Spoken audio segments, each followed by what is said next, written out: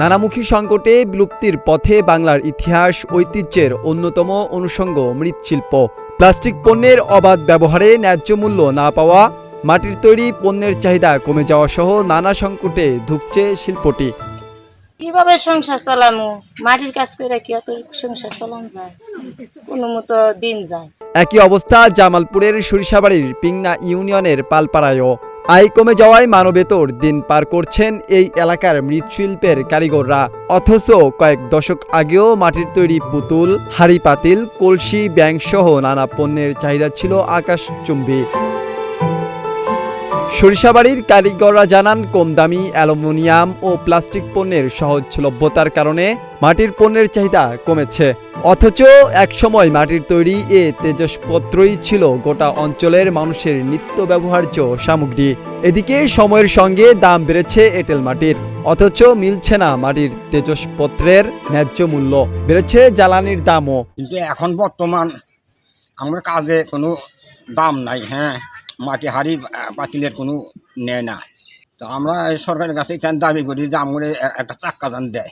সম্প্রতি সরজমিনে পালপাড়া ও কুমারপাড়া ঘুরে দেখা যায় ছোট বড় নানা আকারের চাকতি ঘুরিয়ে বিভিন্ন পণ্যের আকার তৈরি করছেন কারিগররা।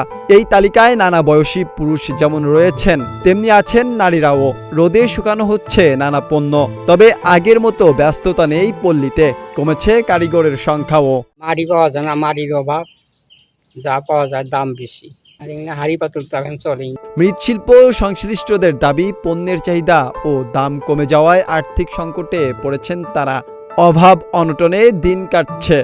বাপদাদার পেশা হিসেবে মৃৎশিল্পকে আঁকড়ে থাকলেও মাটির পণ্য তৈরি করে এখন অন্ন জোগানো প্রায় অসম্ভব বলে দাবি তাদের।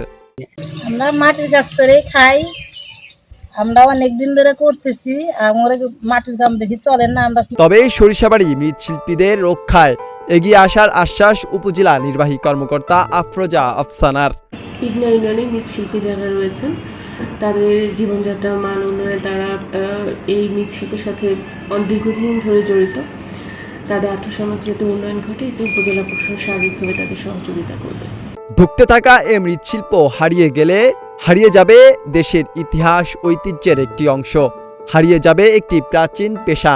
তাই এ শিল্পকে বাঁচাতে সরকারি বেসরকারি প্রতিষ্ঠানগুলোকে এগিয়ে আসার দাবি সংশ্লিষ্টদের।